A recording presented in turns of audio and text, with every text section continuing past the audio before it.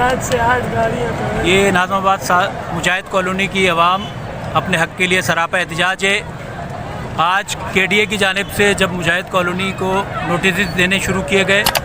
तो उसके ख़िलाफ़ ये आवाम अपने हक़ के लिए सरापा एहतजाज है, क्योंकि इससे पहले DC सेंट्रल ताज सलीम, AC ज़ैनब जानदाद और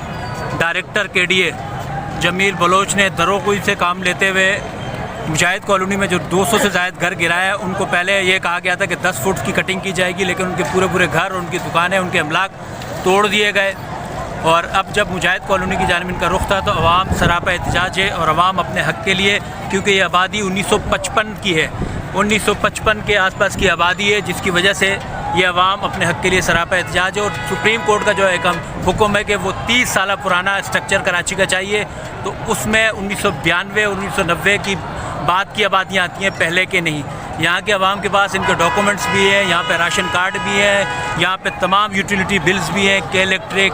इसमें सुई सदरन गैस के बिल्स हैं, यहाँ पे वाटर बोर्ड के बिल भी मौजूद हैं। लेकिन उसके बावजूद सरकारी इदारे जो डॉक्टर आसिम और इस टाइप के माफियाज़ के कहने पे ये तमाम कार्रवाइयाँ कर रहे हैं, उसके ख़िलाफ़ अवाम सरापा एहतजाज और हज़ारों की तादाद में अवाम अपने हक़ के लिए बाहर निकले। इस वक्त पुलिस इंतज़ामिया से मुज़ाकरात हो रहे हैं, लेकिन उनका एक ही मुतालबा है कि ये नोटिस जो जारी किए गए हैं ये भी वापस लिए जाएँ और यहाँ पे जो तोड़ फोड़ का इनका इरादा है इसको भी ख़त्म किया जाए। ये इस वक्त अवाम सिंध गवर्नमेंट से भी इल्तिमास करती है और सिटी गवर्नमेंट से भी इल्तिमास करती है कि वो इस एहतजाज को सीरियस ले, क्योंकि ये हज़ारों अफराद का मामला है, हज़ारों अफराद की ज़िंदगी का मामला है, तो इसको सीरियस लें। अगर आपने हमारा चैनल सब्सक्राइब नहीं किया है तो हमारा चैनल सब्सक्राइब करें और साथ ही बेल आइकन भी दबाएं ताकि नई आने वाली वीडियोस आप तक पहुंच सकें।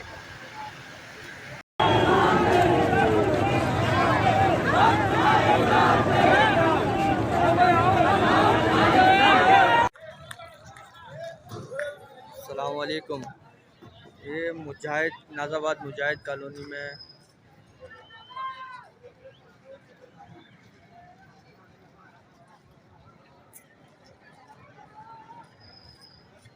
सख्त एहतजाज हो रहा है।